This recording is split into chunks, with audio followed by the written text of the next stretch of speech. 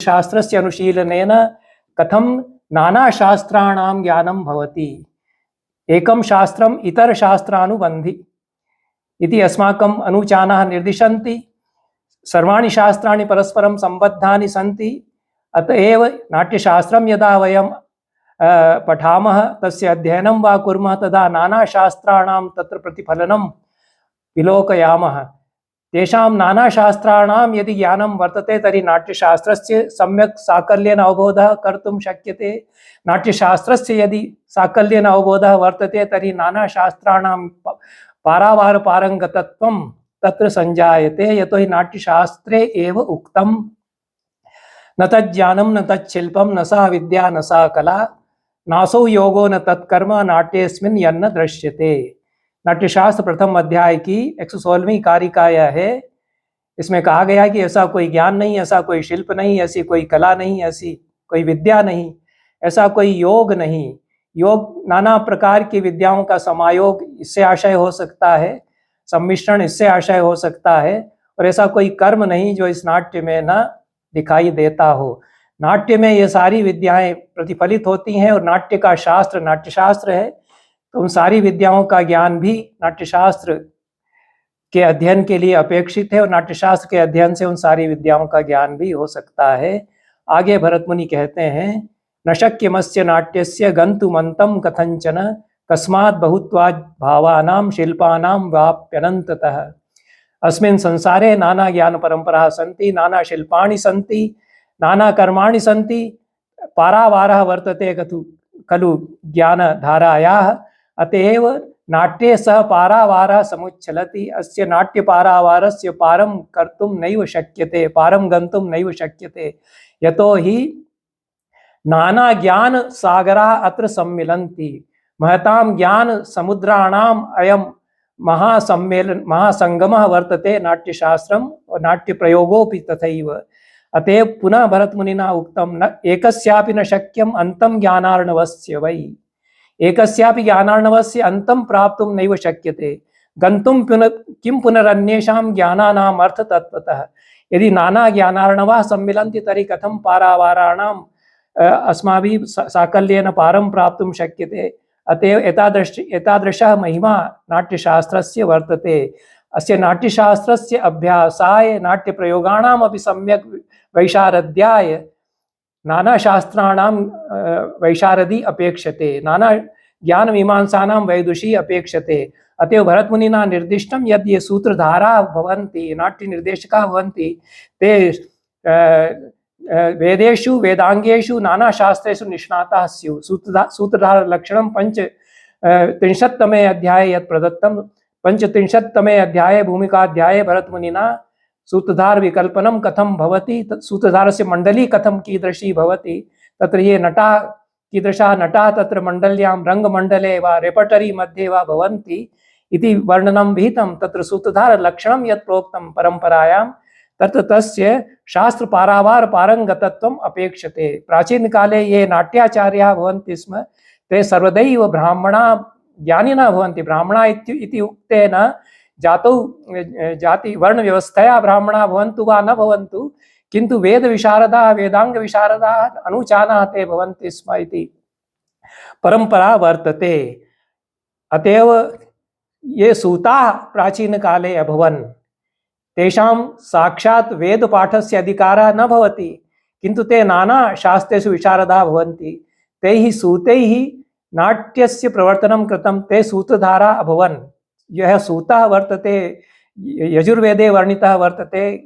गीताय शैलूषं नृत्याय सूतं गीताय शैलूषं कारवे रथकर्माणम् इति यजुर्वेदस्य 30तमे अध्याये महती सूची प्रदत्ता वर्तते। यद् यज्ञे वैदिकयज्ञ संपादनावसरे के तत्र शिल्पिनः, कर्मकाराः, कलाविदः, संगीताचार्याः वा निमन्त्रणीयाः, तेषाम् उपस्थितिं विना यज्ञ वाजपेयी यज्ञो वा स्यात्, सोमयागो वा स्यात्, तस्य प्रतिपूर्तिर्न भवति।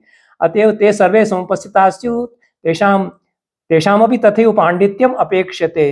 तो सूताः आगच्छन्ति, शैलूषाः आगच्छन्ति, नृत्यविदः आगच्छन्ति यज्ञे। इदं तु पौराणिकं यज्ञं न वर्तते, षट्चण्डी यज्ञं तु न वर्तते। सोमयागो वा भवतु, वाजपेयी यागो वा भवति, अश्वमेधो वा भवतु, तत्र आख्यानानि भवन्ति, तत्र नृत्यानि भवन्ति, तत्र नाट्यप्रस्तुतयोपि भवन्ति, ब्रह्मचारी पुंश्चली संवादो भवति, तत् अध्वर्यु सोमविक्रयी संवादो भवति, तत्र लाट्यायनश्रौतसूत्रे कात्यायनश्रौतसूत्रे वैदिकयज्ञेषु ये संवादा अभिनेयाः स्युः तेषां निर्देशः कृतः। एते ये सूताः सन्ति ते एतासु सर्वासु विद्यासु पारङ्गताः अभवन्, ते सादरं वैदिकयज्ञेषु निमन्त्रिताः, तेषामपि पाण्डित्यं भवति। महाभारते एतादृशस्य सूतस्य वर्णनं कृतं। जन्मेजयस्य नागयज्ञे यः सूतः समागतः तत्र आदिपर्वणि 51तमे अध्याये तस्य सूतस्य विषये प्रोक्तम्। स्थपतिर्बुद्धिसम्पन्नो वास्तुविद्या विशारदः इत्यब्रवीत् सूत्रधारः सूतः पौराणिकस्तथा। एकस्यैव सूतस्य कृते एतावन्ति विशेषणानि तत्र व्यासेन प्रदत्तानि। स्थपतिः, बुद्धिसम्पन्नः, वास्तुविद्या विशारदः, सूत्रधारः, सूतः, पौराणिकः। पुराणविद्यायाः अपि वेत्ता वर्तते, स्थपतिर्वर्तते। स्थपतिस्तु प्रधान वास्तुकारः भवति।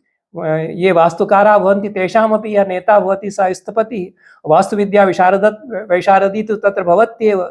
अतएव सूत्रधारः इति नाट्यकर्मणि सूत्रं धारयति इति सूत्रधारः। तो यह सूतः स एव सूत्रधारः संजातः। यह सूतः वैदिकयज्ञेषु सादरं निमन्त्र्यते, स एव नाट्ययज्ञे सूत्रधारः। वैदिकयज्ञे एव नाट्ययज्ञायितः। वैदिकयज्ञस्य ये अभिप्रायाः अभवन्, यज्ञमण्डपं यद् वैदिककाले यज्ञानां कृते निर्मीयत तदेव यज्ञमण्डपं, तस्यैव यज्ञस्य अभिप्रायाः नाट्ययज्ञे नाट्ययज्ञमण्डपे च आनीताः। अतएव सर्वा सा परंपरा वैदिकी परंपरा नाट्ये संक्रांता वर्तते। ये वैदिकयज्ञेषु सम्मिलिताः त एव अत्र सूत्रधारा अभवन्। एतादृशी परंपरा वर्तते। अतएव नाट्यशास्त्रस्य वेदैः वेदाङ्गैः घनिष्ठः सम्बन्धः वर्तते, नाट्यविद्यायाः अपि सम्बन्धः वर्तते। के अस्माकं विषयाः सन्ति, अस्माकं गुरुकुलेषु ये विद्या अध्याप्यन्ते स्म, ये आपके लिए भी एक विषय है। हालांकि कोई किसी ने इस पर काम किया नहीं है। मैं तो कई बार कहता हूँ कि प्राचीन काल में जो सूत थे वो कहाँ कहाँ हैं। सूतों का पूरा एक नगर है। चंपा अंग देश में पूरा जो देश है वो सूतों का नगर है। वहाँ कर्ण को वहाँ का राजा बनाया गया। और सूतों का कितनी महिमा है। सारे 18 पुराण एक सूत सुना रहा है। ऋषि उसके नीचे बैठ करके सुन रहे हैं। सारे पुराणों में, भागवत हो या कोई भी पुराण हो, उसमें सूत ऊपर विराजमान है। इतनी बड़ी परंपरा है जिसकी कि सूतों ने रक्षा की। कौन लोग थे? इस पर आपको समाज शास्त्रीय दृष्टि से, नृतत्व शास्त्रीय दृष्टि से, शास्त्रों के ज्ञान से गहन इस पर शोध कार्य अपेक्षित है। नहीं तो बाहर के लोग इस पर शोध करेंगे और आपको बताएंगे कि सूतों का क्या क्या कार्य प्राचीन भारत में रहा है। या कोई जो मार्क्सिस्ट समाजशास्त्री होंगे वो आपको बताएंगे, जिन्होंने शूद्रों का इतिहास लिखा, सूतों का इतिहास लिखा। तो ये हम लोगों को ये कार्य करना ही चाहिए, क्योंकि महाभारत में सूतों का कितना बड़ा योगदान महाभारत से सामने आता है। यजुर्वेद में भी सामने आता है। तर्हि एते ये सूताः उवन्ते अत्यन्तमेव पंडिताः ज्ञानिनः अभवन्। तैः इयं नाट्यविद्यापि प्रवर्तिता। यः सूतः वैदिकयज्ञेषु स एव सूत्रधारायितः। तेन सम्यक् वेदाः तस्य उपस्थिताः अभवन्, किन्तु यज्ञ संपादनाय वैदिक मंत्र पाठाय कर्मकाण्डेषु तस्य अधिकारः नास्ति। यतो हि क्षत्रियः पिता माता ब्राह्मणी इति वर्णसाङ्कर्यात् तस्य औपचारिकः अधिकारः न वर्तते। अन्यथा तु जानाति। यतो हि ये सूताः उवन्ते पंडिता अभवन्, तैरियं विद्या प्रवर्तिता वर्तते। अतएव 4 वेदाः 6 वेदांगानि दर्शनानि सर्वाणि नाट्ये नाट्यवेदे नाट्यस्य अभ्यासे च प्रतिफलन्ति। यतो हि नाट्यवेदः पंचमो वेदः इति प्रोक्तः भरतमुनिना।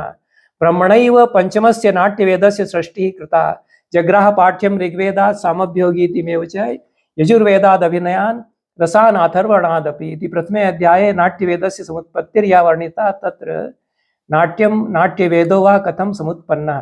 तत्र प्रथमे एव अध्याये 14 वारं नाट्यवेदः इति शब्दः प्रयुक्तः। नाट्यवेदस्य निर्माणं ब्रह्मणा कृतम् इति वर्णनप्रसङ्गे। चतुर्भ्यः वेदेभ्यः एकैकशः एकैकं तत्त्वं समादाय पंचमस्य नाट्यवेदस्य सृष्टिर्जाता।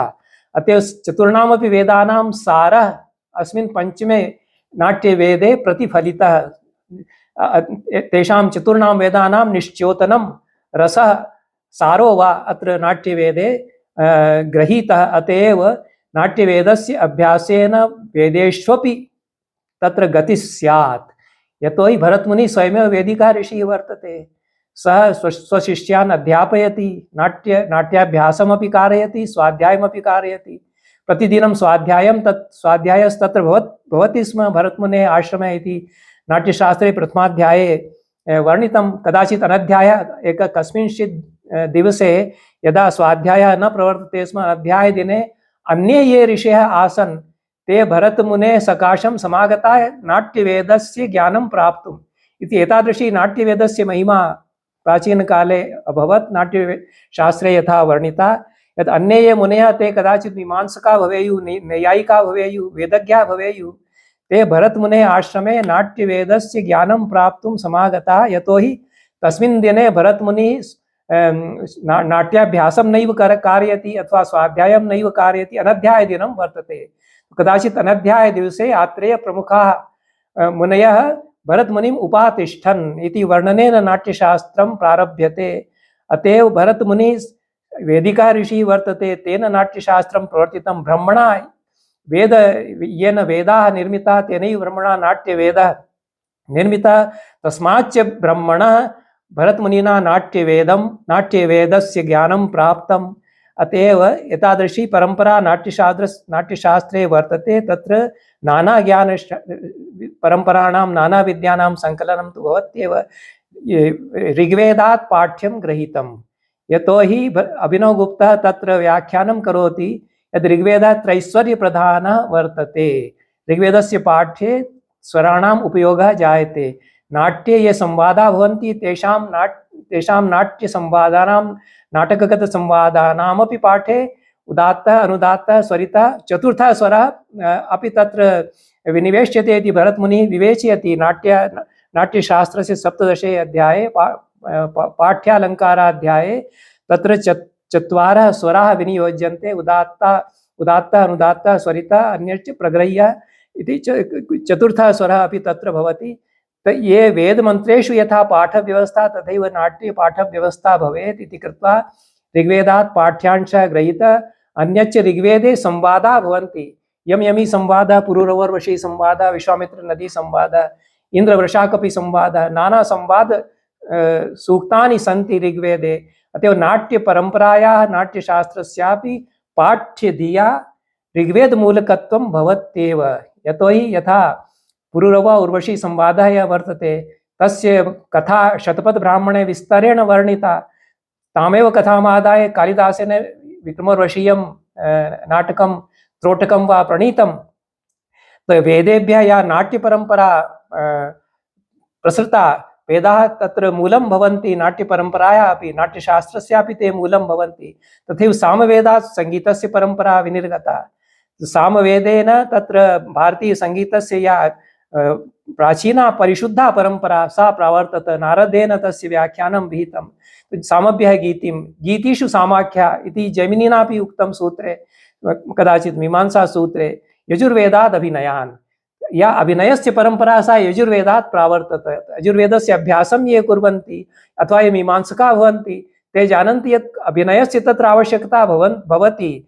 लोहितोष्णीषाः ऋषयः प्रचरन्ति, ऋत्विजः प्रचरन्ति इति मीमांसायां वचनं भवति। तत्र आहार्याभिनयः भवति, तेषां वेशभूषा विशेषो भवति, तेषां गतिः निर्धारिता वर्तते। तत् भरतमुनिना 12 नाट्यशास्त्रस्य 12 अध्याये गतिप्रचारवर्णनं कृतं।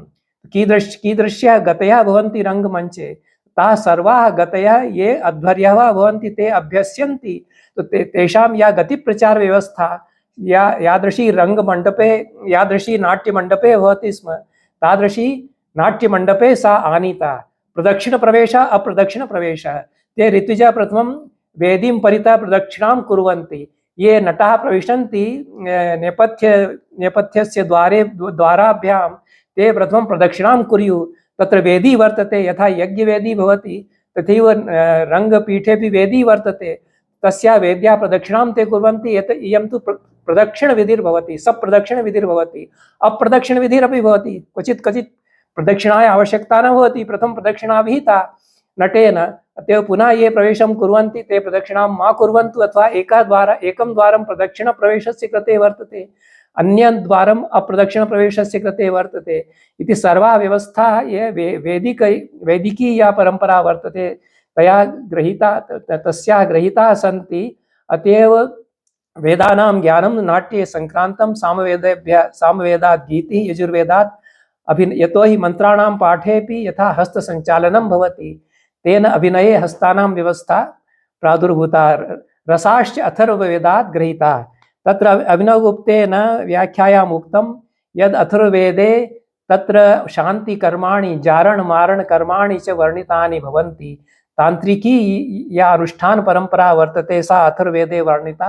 तंत्रेण अपूर्वस्य अनुभवस्य प्रादुर्भावः भवति। तांत्रिके तन्त्रानुष्ठाने वा तत्र कश्चन अपूर्व अनुभवः समुदेति। अतएव अथर्ववेदात् रसस्य निरूपणं प्रारब्धम् इति। अथर्ववेदे वस्तुतः यानि सूक्तानि सन्ति तेष्वपि अत्यन्तमेव रसोद्रेकः भवति। शृङ्गाररससूक्तान्यपि तत्र भवन्ति सन्ति अथर्ववेदे, रसाः सन्ति अथर्ववेदे। अतएव अथर्ववेदात् रसानां तत्र अवधारणा, रसानां रससिद्धान्तः और रसकाव्यम् एतत् सर्वम् अथर्ववेदात् समागतम्। अतएव ये वेदाः सन्ति तेभ्यः नाट्यवेदस्य नाट्यशास्त्रस्य च एतादृशः सम्बन्धः वर्तते। वेदांगाः ये सन्ति, वेदांगानि यानि सन्ति, शिक्षा कल्पः निरुक्तं ज्योतिष छन्दस् व्याकरणं च इति षड् वेदांगानि सन्ति। सर्वेषामपि वेदांगानां नाट्ये प्रतिफलनं भवति। यतो हि नाट्यशास्त्रस्य चतुर्दशात् अध्यायात् ऊनविंशाध्यायं यावत् वाचिकः अभिनयः यः वर्तते तत्र प्रथमं शिक्षा एव प्रतिपादिता। शिक्षायाः प्रथमं वेदांगं यत् प्रथमं वेदांगं वर्तते उच्चारण। इदानीं तु उच्चारण इति शब्दः प्रयुज्यते। अस्माकं ये गुरुपादाः आसन् ते कथयन्ति इसमें उच्चारण शब्दस्य प्रयोगः नैव कार्यः, तस्य अर्थः अन्यथा भवति, भवन्तः विचारयन्तु। अस्माकं परम्परायां क्वचित् उच्चारणम् इति शब्दः नैव यथा अहं जानामि प्रयुज्यते, किन्तु हिंदी भाषायाः संस्कारवशात् उच्चारण इति कथ्यते। अस्माकं वेदांगेषु शिक्षा इति कथ्यते। तत्र प्रोनन्सिएशन इति इदानीं कथ्यते। स्वनविज्ञानं स्वनितविज्ञानम् इति यत् कथ्यते, फोनेटिक्स एंड फोनोलॉजी इति यत् कथ्यते, एतेषां सर्वेषां विषयाणां प्रतिपादनं शिक्षाग्रन्थेषु यादृशं विहितं।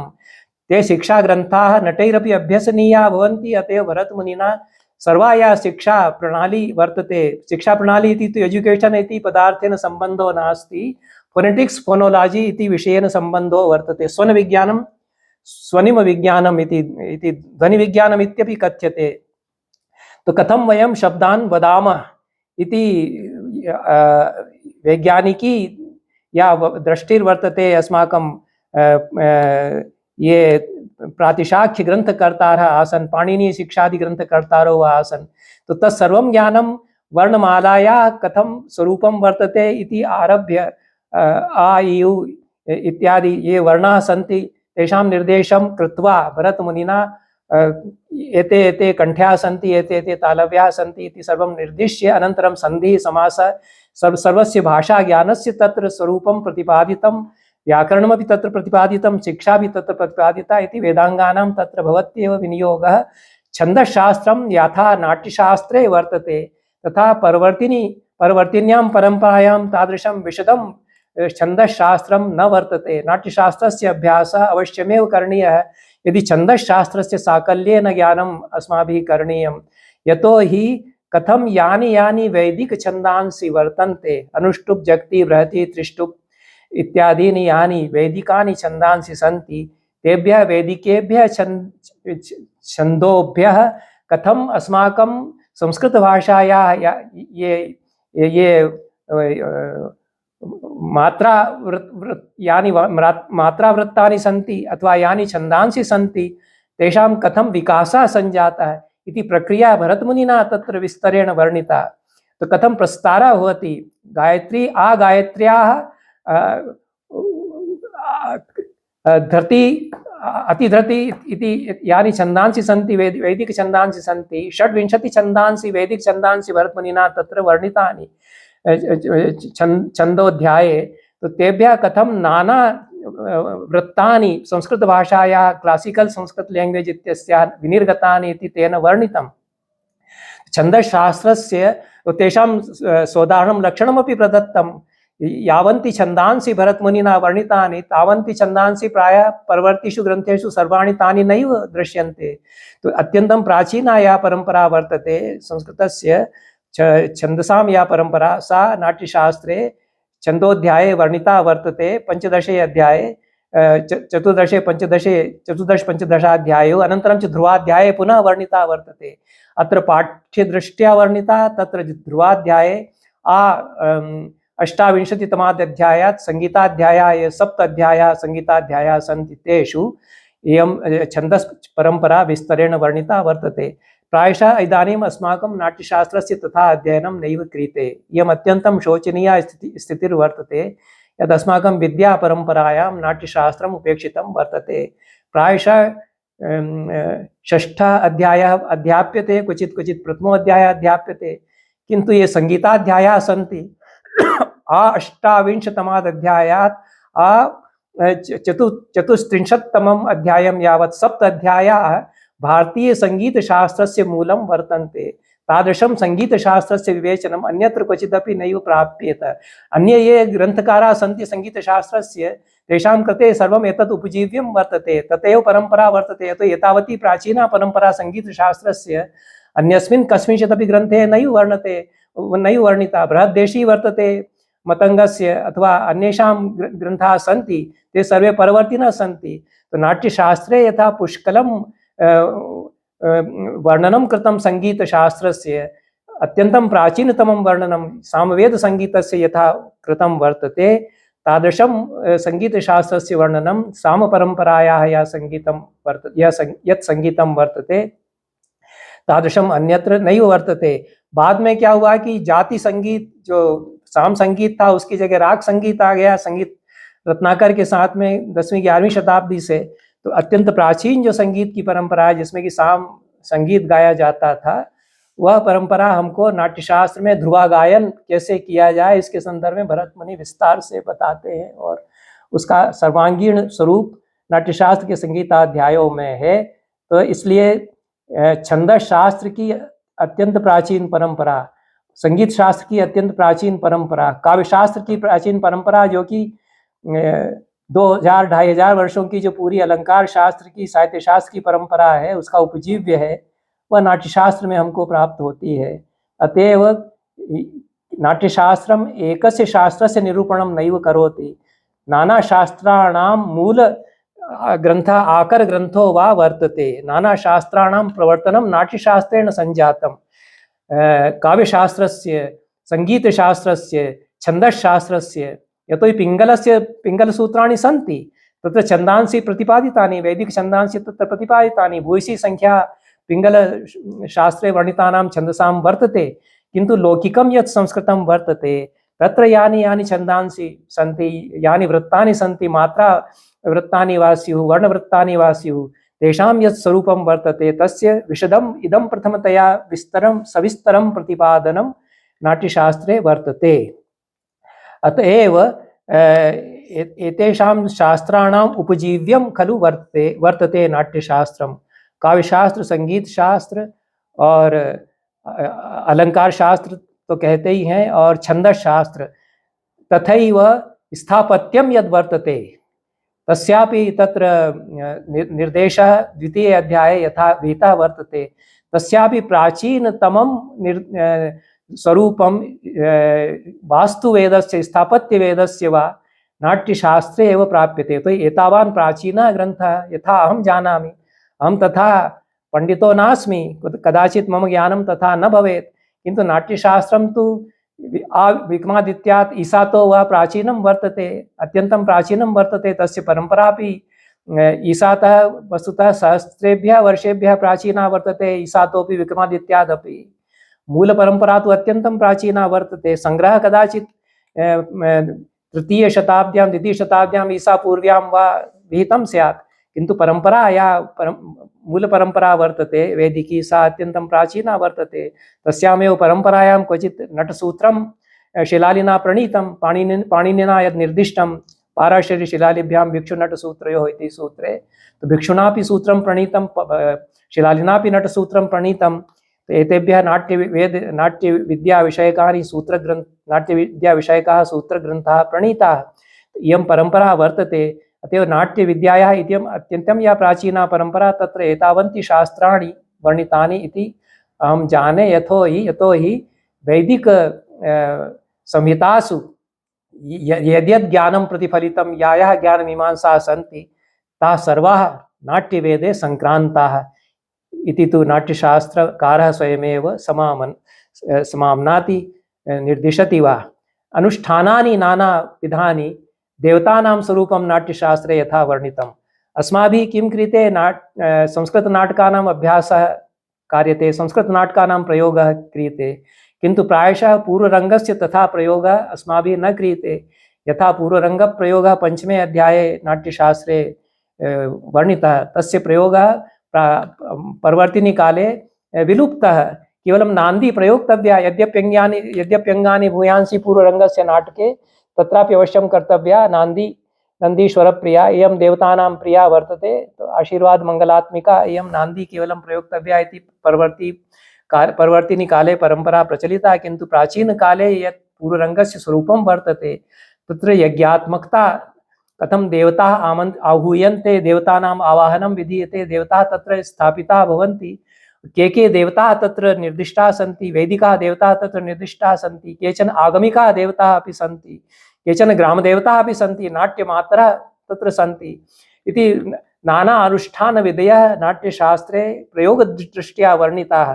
तस्य प्रयोगस्य या परिशुद्धा परम्परा वर्तते, सा तु परवर्तिनी काले विलुप्ता। यतोहि तत्र क्वचित् यादृशी आर्थिकी राजनैतिकी भारतदेशे स्थितिः आसीत्, तस्याम् अविकला शुद्धा या परंपरा नाट्यप्रयोगस्य आसीत् प्राचीनकाले, सा नैव परिरक्षिता अभवत्।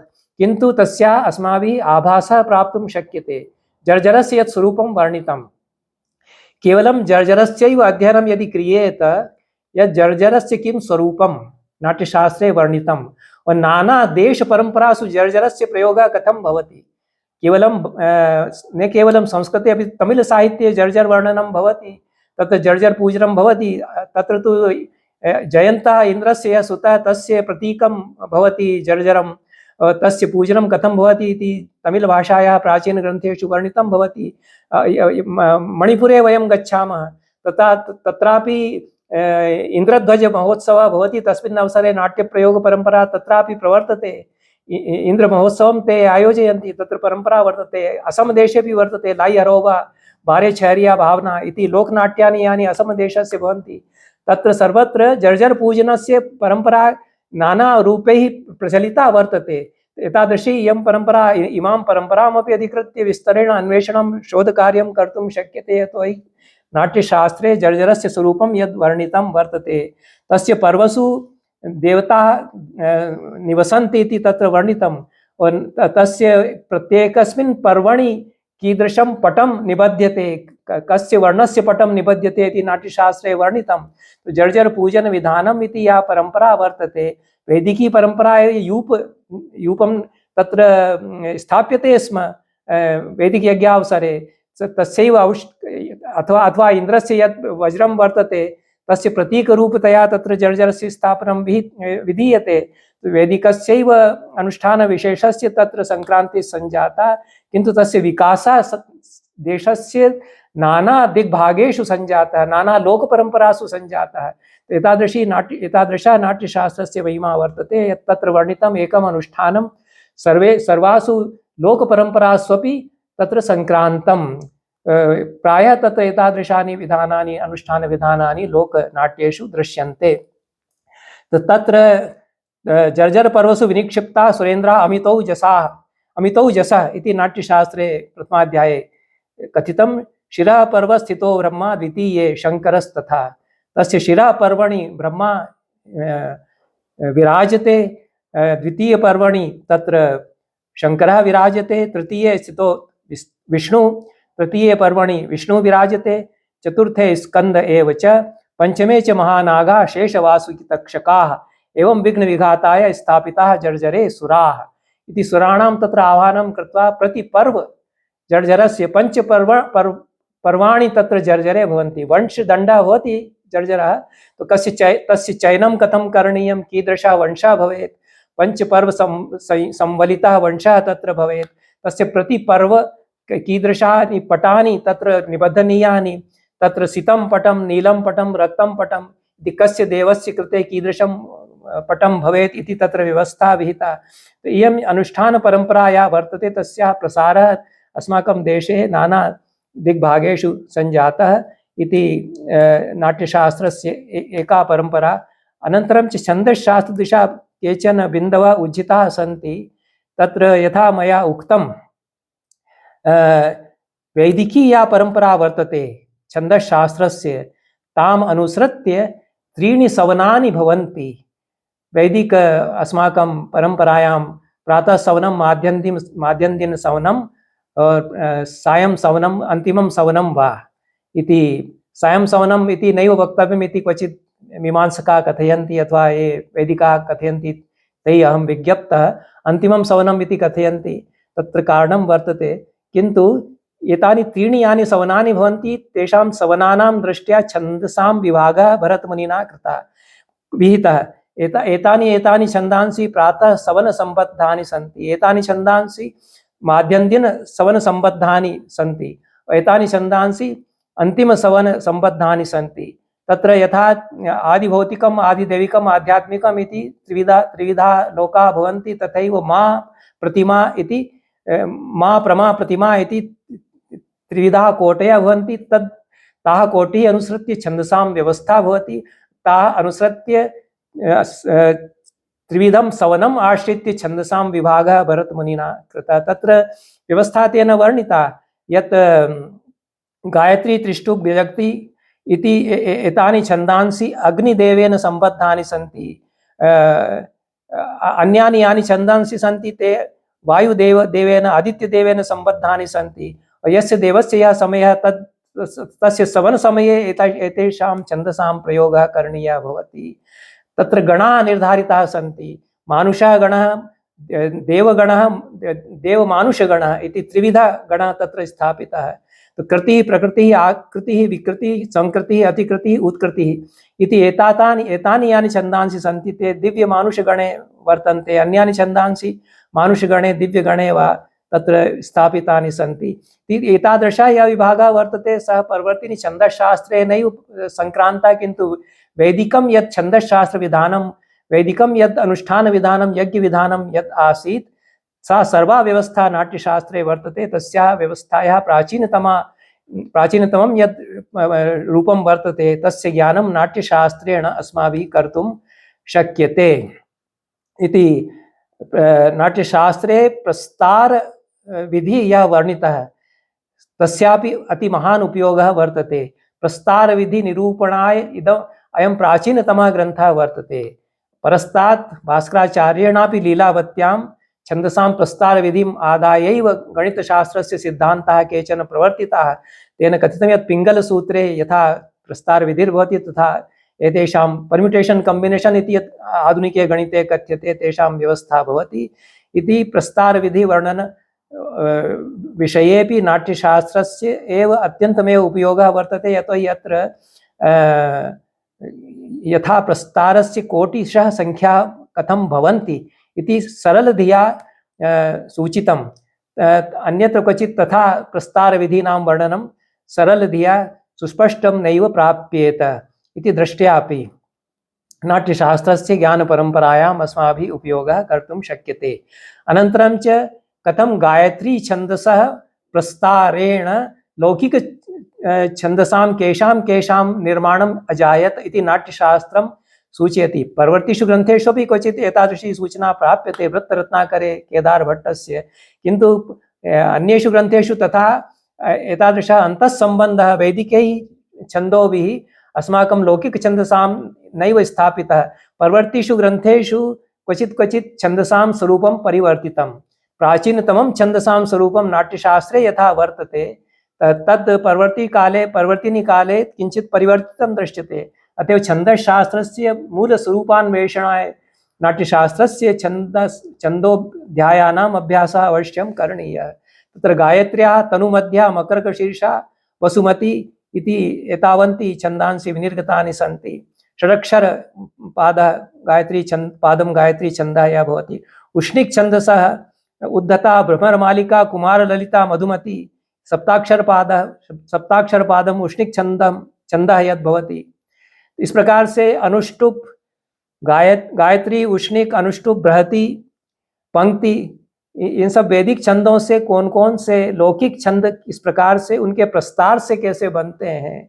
बृहति नवाक्षर पाद है, उससे मधुकरी भुजग शिशुव्रता हलमुखी एतेषां छंदसां नामानि परिवर्तिनी काले परिवर्तितानि क्वचित लक्षणान्तरमपि संजातं।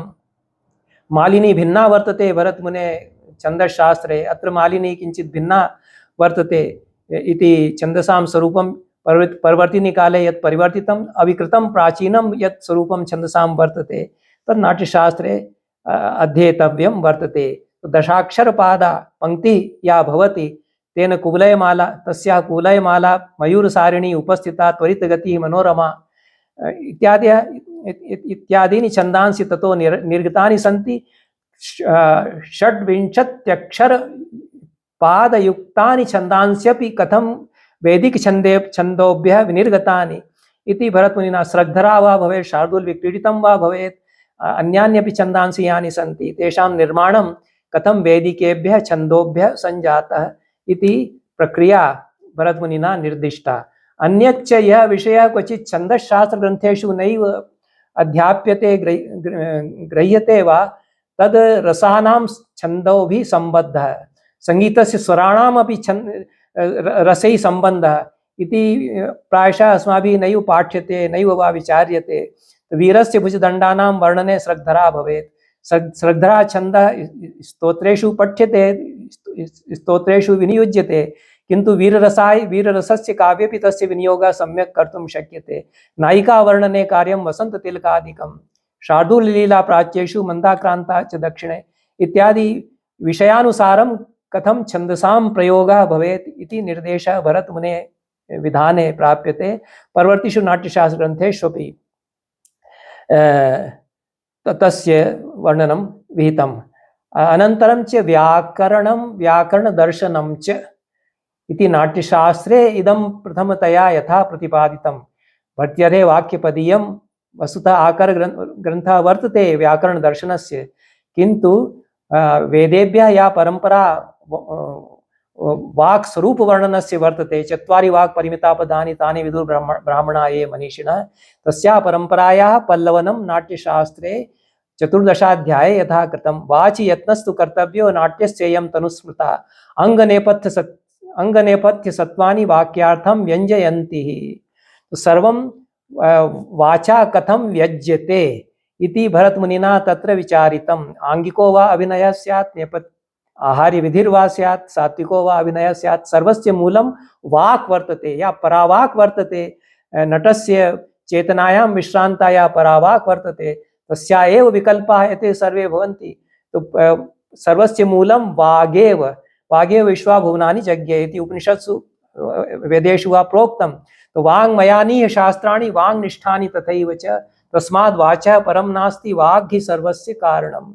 सर्वं वाङ्मयं वर्तते, जगदेव वाङ्मयम्, एतत् सर्वं जगदेव वाक् सृष्टिर्वर्तते इति यद् दर्शनं वर्तते तस्य इदं प्रथमतया विचारः नाट्यशास्त्र दृष्ट्या, नाट्यप्रयोग दृष्ट्या, कला दृष्ट्या यद्यपि भरतमुनिना विहिता, किन्तु भर्त्यर्हे प्राक् तादृशं व्याकरण दर्शनस्यापि स्वरूपं व्याकरणशास्त्रं तु वर्तते एव नाट्यशास्त्रे। यतो हि कथं वर्णमाला, तत्र वर्णमालायाः अपि स्वरूपं किञ्चित् भिन्नं वर्तते। पाणिनेः अष्टाध्याय्यां प्रत्याहारसूत्रेषु या वर्णमाला वर्णिता वर्तते, तया किञ्चित् नाट्यशास्त्रे 14 अध्याये या वर्णमाला निरूपिता वर्तते तत्र भिन्नता वर्तते। यतो ला इति वर्णस्य निर्देशः वर्तते, अस्माकं संस्कृतसाहित्ये यानि ये वर्णाः प्रयुज्यन्ते, या वर्णमाला वा अस्माभिः प्रयुज्यते, व्याकरणे पाणिनिपरम्परायां या वर्णमाला अध्याप्यते तत्र ळ इत्यस्य वर्णस्य स्थानं नास्ति, किन्तु प्राचीनकाले वैदिकी भाषापि नाट्यप्रयोगे भवति। वैदिकभाषायामपि नाट्यानि भवन्ति स्म, यतोहि तत्र सुपर्णाध्यायः इति नाटकं वैदिकभाषायां विरचितं नाटकम्, अत्यन्तं प्राचीनं नाटकं प्राप्तम्। अन्यदपि नाटकं प्राप्तं वैदिकभाषायां विरचितम् अत्यन्तं प्राचीननाटकं वर्तते अमृताहरणम् इति। अमृताहरणं तु सामवेदसम्बद्धं वर्तते, सुपर्णाध्यायः इति ऋग्वेदसम्बद्धं वर्तते इति। नाटकद्वयं वैदिकभाषायाः अत्यन्तप्राचीनकाले क्वचित् प्रयुज्यते स्म, अत्यन्तप्राचीनकाले। तो वैदिकभाषायां यदि नाट्यं भवति, यज्ञस्य अनुष्ठानेषु यदि संवादाः प्रयुज्यन्ते वैदिकभाषायां, तर्हि वैदिकी या वर्णमाला भवति तस्यापि अभ्यासः नटैः करणीयः। अतएव भरतमुनिना या वर्णमाला प्रतिपादिता तत्र वैदिक भाषायाः वर्णमाला भी तेन सन्निवेशिता, और व्याकरणमपि तथैव तेन तत्र प्रत्यपादि। अतएव व्याकरणशास्त्रस्य व्याकरणदर्शनस्यापि उभयथा प्रतिपादनं नाट्यशास्त्रे विहितं। नटैः अभ्यासः व्याकरणस्य करणीयः, यतोहि नटानां कृते इति अपेक्षा वर्तते यत् शिक्षा यत् फोनेटिक्स फोनोलॉजी इति शास्त्रं भवति, स्वनविज्ञानं स्वनिमविज्ञानम् इति यत् शास्त्रं भवति तस्य अभ्यासं कुर्युः। तथैव व्याकरणस्य व्याकरणदर्शनस्यापि ते अभ्यासं कुर्युः। एतादृशी नाट्यपरम्परा वर्तते। इत्थं च वेदैः चतुर्भिः वेदैः वेदाङ्गैः यथामति मया सम्बन्धः प्रतिपादितः। अनन्तरं च उपवेदैः नाट्यशास्त्रस्य सम्बन्धः। नाट्यशास्त्रस्य अध्ययनेन उपवेदानामपि कथं ज्ञानं भवति, यथा चत्वारः वेदाः तथैव चत्वारः उपवेदाः भवन्ति। तत्र वेदोपवेदैः सम्बद्धः नाट्यवेदो महात्मना इति नाट्यशास्त्रे प्रथमाध्याये एव उक्तं। यः नाट्यवेदः वर्तते सः वेदैः सम्बद्धः उपवेदैरपि सम्बद्धः। तो नाट्यशास्त्रे यथा वेदानां ज्ञानं संक्रान्तं, वेदानां सारं तत्र गृहीतं, तथैव उपवेदाः अपि तत्र गृहीताः। तो ये चत्वारः उपवेदाः सन्ति तेषामपि ज्ञानं भवति नाट्यशास्त्रस्य अभ्यासेन। यतोहि आयुर्वेद केषां औषधीनां प्रयोगः करणीयः सम्यक् नाट्याभ्यासः इति तत्र अवश्यमेव ज्ञानं प्राप्तव्यम्। आयुर्वेदः तत्र वर्तते। धनुर्वेदस्य तु अवश्यमेव अभ्यासोऽपि करणीयः नटैः। तस्य ये अस्त्राणि नानाशस्त्राणि भवन्ति तेषामपि सञ्चालनस्य अभ्यासः करणीयः। कामं वास्तविकानि शस्त्राणि अस्त्राणि ते नाट्यप्रयोगकाले नैव धारयन्ति। कृत्रिमाणां तत्र लौहनिर्मितानि तत्र उपकरणानि न भवन्ति। यानि अत्यन्तमेव भारयुक्तानि उपकरणानि भवन्ति तानि नैव प्रयुज्यन्ते नाट्यप्रयोगविषये। तेषां तत्र भारः तथा न भवेत् इति तु व्यवस्था कृता। किन्तु कथं धनुर्वेदज्ञानं भवति, अभ्यासः कथं क्रियते, धनुर्वेदस्य अस्त्रशस्त्राणां सञ्चालनं कथं भवति इति अभ्यासः करणीयः। अतएव न्यायाः तत्र वर्णिताः। मल्लविद्यायाः अपि अभ्यासः करणीयः नटैः। तत्र चार्याः वर्णिताः, ये अंगाराः वर्णिताः, चार्याः वर्णिताः। एतेषु सर्वेषु मल्लविद्यायाः अभ्यासः तथैव धनुर्विद्यायाः धनुर्वेदस्य च अभ्यासः तत्र वर्णितः वर्तते। अतएव धनुर्वेदः तथैव स्थापत्यवेदः वास्तुवेदो वा तत्र यथा मया उक्तं वर्णितः एव। एवं इति गान्धर्ववेदस्तु तत्र वर्तते एव। 7 अध्यायेषु संगीतवेदः गान्धर्ववेदो वा वर्णितः वर्तते। इमे चत्वारः ये उपवेदाः भवन्ति। क्वचित् क्वचित् कृषिवेदः अर्थवेदः इति चतुर्थः वेदः वर्णितः वर्तते। अन्य परम्परायाम् आयुर्वेदः गान्धर्ववेदः धनुर्वेदः इति उपवेदानां वर्णनं भवति। एते उपवेदाः नाट्यशास्त्रेण सम्बद्धाः भवन्ति। एतेषां ज्ञानमपि नाट्यशास्त्रस्य अभ्यासेन सञ्जायते। अन्यच्च एतदतिरिच्य नैके विषयाः सन्ति येषाम् अभ्यासः नाट्यशास्त्रस्य यदि मुहुर्मुहुः अभ्यासः क्रियते तर्हि स्वतः सञ्जायते। कलाशास्त्रं वर्तते, भाषाविधानं भाषाशास्त्रं, प्राकृतभाषा। यतोहि संस्कृतेन प्राकृतस्य सम्बन्धः तत्र 17 वर्णितः। रूपकविधानं नाट्य यानि रूपकाणि भवन्ति 10 रूपकाणि तेषां ज्ञानं, वास्तुशास्त्रस्य ज्ञानं, याज्ञिकप्रक्रियायाः मण्डलज्ञानं भवति, मण्डलानां निर्माणं कथं करणीयम् इति द्वितीये अध्याये तत्र वर्णितं। षोडशहस्तानां तत्र मापनं कृत्वा ब्राह्ममण्डलं निर्मेयं, तत्र देवतानां निवेशः कथं करणीयः मण्डले इति विधिः नाट्यशास्त्रे वर्णिता। देवतानां पूजनमपि तत्र वर्णितं, रङ्गदेवतापूजनम् इति तृतीयः अध्यायः यः वर्तते। तत्र ज्योतिषशास्त्रमपि तत्र अपेक्षते, ज्योतिषशास्त्रस्य ज्ञानम् अपेक्षं वर्तते नाट्यशास्त्रानुशीलनाय, यतोहि पुण्यनक्षत्रयोगेन शुक्लं सूत्रं प्रवर्तयेत् इति द्वितीये अध्याये नाट्यमण्डपनिर्माणावसरे कथितं। तत्र यानि यानि मुहूर्तानि तेषां ज्ञानम् अवश्यमेव प्राप्तव्यं। गणितस्य ज्ञानमपि अपेक्षते, यतोहि कथं मापनं करणीयं नाट्यमण्डपनिर्माणाय, एतेषां नानाशास्त्राणां ज्ञानं भवति। एकं शास्त्रं तादृशं वर्तते यस्य वस्तुतः चर्चा न भवति, वैशिकं शास्त्रं, कामशास्त्रमपि वर्तते। एतेषामपि यथा अपेक्षितं ज्ञानं नाट्यशास्त्रानुशीलनेन स्वतः सञ्जायेत, यतोहि प्राचीनकाले वैशिकशास्त्रस्य ज्ञानम् अवश्यमेव नागरिकैः करणीयम् इति वैशिकशास्त्रं त्रयोविंशतितमे अध्याये वर्णितम्, अत्यन्तमेव रमणीयतया वर्णितं। यतोहि तत्र सौन्दर्यं वर्णितम्, एस्थेटिक्स् इति यत् शास्त्रं भवति, सौन्दर्यशास्त्रं, तस्य अत्यन्तमेव घनीयान् सम्बन्धो वर्तते नाट्यशास्त्रेण। तस्यापि तत्र नाना अध्यायेषु स्वरूपं प्रतिपादि भरतमुनिना। अयं यद् वैशिकः अध्यायः वर्तते सः अवश्यमेव अध्येतव्यः वर्तते अनया दिशा, अनया धिया इति। समग्रमपि नाट्यशास्त्रं नानाशास्त्रपरम्पराणां स्वरूपं समुन्मीलयति इति एतावदेव उक्त्वा अत्रैव विरमामि, यतोहि मया भूयान् कालः क्षपितः, यथामति विवेचनं मया विहितं। यदि मया क्वचित् स्खलनं विहितं तर्हि भवन्तः मर्शयन्तु। अन्य हिन्दीभाषायां मया तथा नैव उक्तं, यतोहि द्वयोः भाषयोः युगपद्भाषणे तथा मम गतिर्न भवति। कौसलेन्द्रपाण्डे महोदयाः सन्ति, ते अत्यन्तं सुष्ठु भाषणं कुर्वन्ति, ते क्वचित् यद् मया उक्तं तस्यापि सुष्ठु प्रतिपादनं करिष्यन्ति इति एतावदेव उक्त्वा अहम् अत्र विरमामि। कालक्षेपो मया कृतः, तस्य कृते अहं क्षन्तव्यः। नमो नमः।